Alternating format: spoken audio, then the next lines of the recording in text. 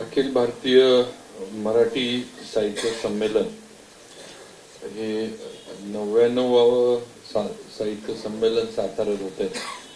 या संमेलनाच्या बोधचिन्ह अनावरण समारंभासाठी उपस्थित असलेले माननीय नामदार श्री उदय सामंत साहेब, मंत्री मराठी भाषा विभाग आणि आपले उद्योग मंत्री सुद्धा महाराष्ट्राचे, त्याचबरोबर ज्यांच्या कल्पनेतनं हे बोधचिन्ह निर्माण झाले ते माननीय श्रीधर फडणीस, ख्यातनाम हस्तचित्रकार, त्याचबरोबर माननीय प्राचार्य मिलिंदजी जोशी, अध्यक्ष अखिल भारतीय मराठी साहित्य महामंडळ, त्याचबरोबर श्रीमती सुमिता राजे पवार, कार्यवाह, माझे मित्र आणि कार्याध्यक्ष माननीय विनोद कुलकर्णी, त्याचबरोबर श्री नंदकुमार सावंत, कोषाध्यक्ष, इतर सर्व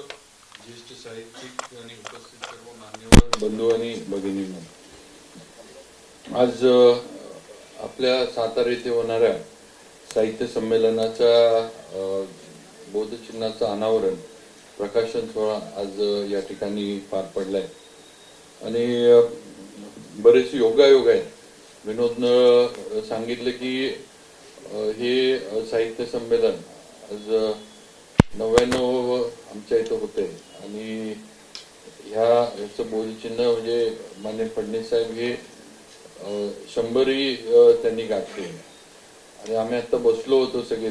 ज्यावेळेला फडणीस साहेब आले त्यावेळेला सगळ्यांनी, जोशी सरांनी पण सांगितलं की 100वे पण 100री पार केलेल्यांनीच करायचंय असं आताच त्यांच्याकडं सुनीता राजे पण तेच म्हणल्या की पुढचं पण आपल्याकडेच आहे। त्यामुळं हा एक योगायोग म्हणा की आज आम्हाला सातारकरांना या संमेलनाला हा माननीय फडणीस साहेबांच्या माध्यमातून सन्मान मिळाला। त्याचबरोबर उदय सामंत साहेब इथं आलेत। आता खरं म्हणजे ते माझे अनेक वर्षाचे मित्र आहेत। म्हणजे मला वाटते मी आमदार होतो ज्यावेळेला पहिल्यांदा निवडून आलो त्यावेळेला ते राष्ट्रवादीचे माझ्याबरोबर युवकचे अध्यक्ष होते आणि नंतर आमदार म्हणून आम्ही दोघं बरेच वर्ष होतो। पण मला वाटते त्यांचा सत्कार करण्याबरोबर ते मला मंत्रिमंडळात सिनियर पण आहेत, कारण माझ्या आधी ते मंत्री झाले, त्यामुळे सिनियरिटीनं पण ते माझ्या पुढे आहेत। पण मला वाटतं सत्कार करण्याची संधी साहित्य परिषदेमुळे मला इथं मिळाली, नाही तर त्यांचा काय पुढंच सामंत साहेबांचा सत्कार करण्याची संधी मला मिळाली नाही। पण मी 2दा गोवा हायवेची दौरा केला, कारण गणपती आहेत, परत टीका टिप्पणी शिव्या खायला लागून नाहीत म्हणून सगळं गणपतीला जाता येतं। पण मी जाऊन आलो 2दा ह्याला, पण मला काय रत्नागिरीला मी मुद्दामून मुक्काम केला, पण उदय सामंत साहेब काय मला तिथं भेटले नाही। का ते माझ्यावर नाराज असतात मला माहित नाही, मला त्यांच्या गावी जाऊन मला ते भेटले नाही ह्याचं मला फार म्हणजे अगदी दुःख असं आत। आज साहित्य परिषदेच्या माध्यमातून त्यांचा आणि आमची मैत्री चांगली आहे, आमचं काय बाकी नाही, आमची गंमत करतो मी, आमची मैत्री फार चांगली आहे दोघांची आणि ती कायम राहणार, ह्याच्याबद्दल काय नाही। मंत्री असो नसो हा विषय नंतरचा, पण आज ते इथं आले त्यांचं स्वागत करतो। विनोद आता याचा कार्यवाह किंवा कार्याध्यक्ष म्हणून विनोद कुलकर्णी आहेत आणि नक्कीच त्यांनी बरीचशी सातारची माहिती आपल्याला सांगितलेली आहे किंवा सातारचं 1905 मध्ये पहिलं साहित्य संमेलन झालं, त्याच्यानंतर 1962 मध्ये दुसरं झालं आणि त्याच्यानंतर माझ्या वडिलांनी कैलासवासी अभयसिंहराजे भोसले यांनी 1993 मध्ये साताऱ्यामध्ये साहित्य संमेलन त्यावेळेला त्यांनी घेतलं होतं आणि सातारला नक्कीच सातारा म्हणजे नुसतं सातारा नाही तर आमच्या जिल्ह्याला एक परंपरा आहे ही आपल्याला सगळ्यांना माहित आहे। बरेच म्हणजे मोठमोठे लेखक, नाटककार, कवी असे अनेक मोठमोठी लोक साहित्यातली या क्षेत्रातली कला क्षेत्रातली साताऱ्यातनं आली हे आपण सगळ्यांनी बघितलंय। तेव्हा नक्कीच आम्हाला सगळ्यांना त्याचा अभिमान आहे. आणि आज आम्हाला अनेक वर्षाच्या प्रयत्नानंतर मिलिंद जोशी सर असतील, साहित्य परिषदेचे सगळ्यांनी ही संधी आम्हाला परत एकदा सातारकरांना दिली. याचा आम्हाला सगळ्या सातारकरांना अगदी म्हणजे मला वाटतं शब्दामध्ये आम्ही प्रकट करू शकणार नाही, पण एवढा आनंद आहे की आम्हाला आज आपण दिले. आणि सगळं जर बघितलं तर बरोबर 33 वर्षानं आम्हाला म्हणजे काय म्हणजे फिगर्स जरी बघितले तरी अभयसिंह राजांनी घेतलेलं 99 या बरोबर असं एका ह्याच्यामध्ये म्हणजे एक योगायोग आहे. आणि मला वाटतं विनोदनं जे सांगितलं की या सगळ्याचा विक्रम झाला पाहिजे, त्यामुळे तो विक्रम सातारकर म्हणून आम्ही नक्की या साहित्य संमेलनाच्या माध्यमातून नक्की करू. आपलं सगळ्यांचं स्वागत त्या ठिकाणी करायला आम्ही सर्वजण उत्सुक आहोतच. आम्ही सगळेजण कामाला लागलेलं विनोद काय कोणाला शांत बसून देत नाही. मी जे काही 2 दिवस साताऱ्यामध्ये जातो म्हणजे आता मुंबईमुळे इकडे तिकडे जाण्यामुळं 2 दिवसातला आता सध्या तरी निम्मा दिवस विनोद बरोबरच मला घालवायला लागतो. ह्याला फोन कर, त्याला फोन कर, ह्याला भेटायला चला, त्याला भेटायला चला. त्यामुळं नक्कीच जे नियोजन करायचंय आणि चांगलं नियोजन व्हावं हा प्रयत्न आम्ही पूर्ण करतोय. आज या निमित्तानं आमची शाहूपुरी शाखा जी आहे, जी विनोदनं सांगितले काही काळ खंड या सगळ्या याच्यामध्ये पडला होता आणि शाहूपुरी शाखेच्या वतीनं आज बरंच काम मराठी भाषेच्या ह्याच्यामध्ये केलं, ज्याचा उल्लेख त्याच्या प्रास्ताविकेत केला की मराठी भाषेला अभिजात भाषेचा दर्जा मिळावा. पण अनेक वर्ष प्रयत्न चालूच होते, पण त्याच्यामध्ये आपला पण काहीतरी सातारकर म्हणून त्याच्यात हातभार लावला पाहिजे, आपण पण काहीतरी केलं पाहिजे. पण आम्ही दिल्लीला गेलो. मिलिंद जोशी सर आमच्या बरोबर होते. मिलिंद जोशी सरांच्या नेतृत्वाखाली आम्ही दिल्लीला गेलो होतो. आणि मागं पण मी सांगितलं, आम्ही ज्या दिवशी गेलो 26 जानेवारी होती, ते पोलीस म्हटले बाहेर काय तुम्ही कुठे यायचं नाही, म्हणजे आंदोलन म्हणले असलं काय इथं करायचं नाही तर अटक करणार तुम्ही. कारण ते 26 जानेवारीची परेड विरेड सगळं तिथंच असतं. तरी मग आम्ही एक त्याच्यातनं पण सगळ्यांनी मिळून एक काढली. विनोद असल्यामुळे विनोद म्हटला आपण आलोय म्हणलं आता काहीतरी आपण केलंही दिसलं पाहिजे.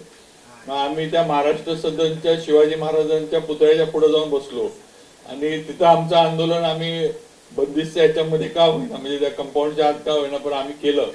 नंतर मला वाटतं प्रकाश जावडेकरांना आम्ही संध्याकाळी भेटायला गेलो. त्यावेळेला ते जावडेकर साहेब मंत्री होते, त्यांना भेटायला गेलो सगळे, त्यांना निवेदन दिलं आणि मग नंतरचं पत्र वगैरे पाठवण्याचं पण शाहूपुरी शाखेनं तो उपक्रम घेतला. आपण 1 लाख पत्र आपण पंतप्रधानांना साताऱ्यातनं पाठवली होती की अभिजात भाषेचा दर्जा मराठी भाषेला मिळावा. आणि शेवटी तो निर्णय पंतप्रधानांच्या आणि जे नेते आणि मुख्यमंत्री देवेंद्रजींच्या माध्यमातून सगळ्या पाठपुराव्यातून झाला. आणि आपलं पण सगळ्यांचं त्याला उदय सामंत त्या विभागाचं सगळी जबाबदारी सांभाळतात. त्यामुळे या सगळ्यांच्या माध्यमातून आज हा निर्णय झालाय आणि नक्कीच पुढे सुद्धा अशी आम्ही बसलो त्यावेळेला थोडंफार देशमुख साहेबांनी विषय काढला होता की मराठी भाषेचा आता अभिजात भाषेचा दर्जा मिळालाय, पुढं त्याला लागणारी जी काही मदत आहे ती झाली पाहिजे. आणि मला नक्की खात्री आहे की उदय सामंत साहेबांच्या नेतृत्वाखाली आपल्या ज्या अपेक्षा आहेत त्या नक्की त्यांच्या माध्यमातून पूर्ण होतील. त्यांचं एक आहे की देवेंद्रजींबरोबर पण चांगला त्यांचं हे आणि शिंदे साहेबांबरोबर पण, त्यामुळे दोन्हीकडे बरोबर ते काम होण्याच्या दृष्टीनं आणि दिल्लीत आपली ओळख आहे. आता मला विनोद भागाचं ते मला मी म्हटलं त्यांचा सत्कार केला. मी त्यांना एवढंच म्हटलं 2 पेढ्याचे हार आणलेत, एकच तुम्हाला डबल घातलेला नाही आहे. दोघांना पण फडणवीस साहेबांना पण आपण कंदी पेढ्याचा हार दिला. कारण सातारला पेढे आणि बर्फी भरपूर आहे. तुम्ही बघितलं मला काही हेनं दिलेलं नाही. पेढे आणि बर्फी खाऊन आम्ही सातारकर तसं कंटाळलोय आता. आम्हाला पण एक आहे की विनोद बोलता बोलता म्हटलं की पुढं सामंत साहेबांची म्हणजे प्रमोशन म्हणाले तर मला म्हटले मला इथं माझं काय काम काढायला तुम्ही इथं बोलवलं सध्या कुठं काय बातमी कशाची होईल काय सांगता अशी सध्या सगळी राजकीय. पण आज या निमित्तानं मी मनापासून आपलं सर्वांचं म्हणजे आमचा नक्कीच सातारकर म्हणून आम्ही हे साहित्य संमेलन अतिशय चांगल्या पद्धतीनं यशस्वी करू ही खात्री या निमित्तानं देतो. आणि एक सातारची ओळख, सातारचा ठसा या साहित्य क्षेत्रामध्ये आणि साहित्य संमेलनाच्या सगळ्या याच्यामध्ये जसा 93 साली अभयसिंहराजेंनी त्या ठिकाणी त्या नियोजनातनं जसा एक ठसा वेगळा ठसा उमटवला होता तसाच एक वेगळा ठसा सातारकर म्हणून यायचा सुद्धा उमटवण्याचा आमचा प्रयत्न राहील आणि आम्ही तो करून दाखवू ही नक्कीच या निमित्तानं खात्री देऊ इच्छितो. मी फडणवीस साहेबांचं पण स्वागत अध्यक्ष म्हणून मनापासून आभार मानतो की त्यांनी हे बोधचिन्ह आमचं आपल्या सातारच्या साहित्य संमेलनाचं आम्हाला करून दिलं. हा बहुमान त्यांनी आम्हाला दिला, त्यांचं मनापासून हे आभार मानतो. बाकी जास्त वेळ न घेता कारण म्हणजे मला पण पुढे जायचं, सामंत साहेबांना पण नाशिकचा दौरा आहे इथून पुढं, पण मला इथं बोलवलं आणि हे विनोदनं सांगितलं की तो माझा मित्र आहे आणि कार्यकर्ता आहे. तर मित्र आहे हे खरंय, कार्यकर्ता आहे असं मी म्हणणार नाही कारण तो एका वृत्तपत्राचा संपादक आहे. तर त्याला जर मी कार्यकर्ता म्हटलं तर उद्या माझी सातारला काय बातमी येईल मला भीती वाटायला लागली. कारण विनोदची लेखणी म्हणजे तसा हा दिसायला छोटा आहे पण ती लेखणी सातारा जिल्ह्यामध्ये फार खतरनाक लेखणी आहे. फार कोण विनोदच्या म्हणजे नादाला लागत नाही. जिल्ह्यातली जी सगळी म्हणजे मी शंभूराजे वगैरे सगळी आम्ही सगळ्यांची चांगली मैत्री विनोद बरोबर आहे. त्यामुळे विनोद कुलकर्णींना कोणी सातारमध्ये तरी जिल्ह्यात तरी म्हणजे अगदी उदयनराजे सुद्धा ते पण विनोदला आदनमधनं फोन करून विनोद कसं कुणी साताऱ्यामध्ये विनोदला हे करत नाही. त्यामुळे विनोद शिरीष आमचे कालनं व्हिडिओ घेतात खासदारांना थोड्या वेळात पोच करून टाकतात, जास्त वेळ घेत नाही.